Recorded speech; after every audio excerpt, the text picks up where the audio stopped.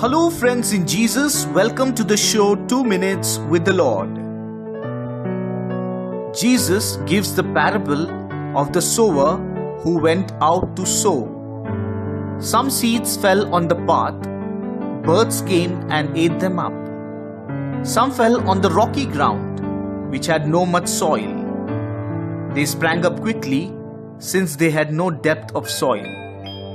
But when they rose up, they were scorched because they had no root. They withered away. The seeds that fell among the thorns were choked by the thorns.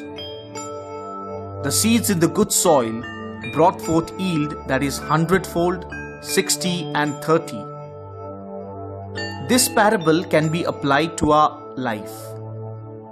All the different types of ground can be found in our own life. First, the path.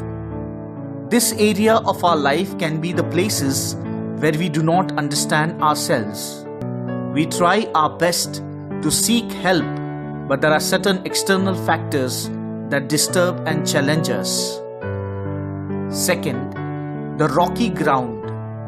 This area of our life can be the places which we have blocked others from entering into it. We are joyful to have a rocky ground, but do not want others to know the depth of it. We cannot withstand persecution and trouble. Third, the thorns. We are choked in this place and feel suffocated. This area of our life can be painful and suffering areas of our life that need healing and forgiveness. Fourth, the good soil. This area of our life is the production house where we yield a good harvest. All these 4 areas of life can be found in each one of us.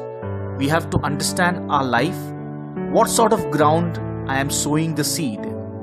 As Christians, our life becomes meaningful when we yield a good harvest, making lives bountiful with grace coming from God. We have to invest in areas of life that have good soil.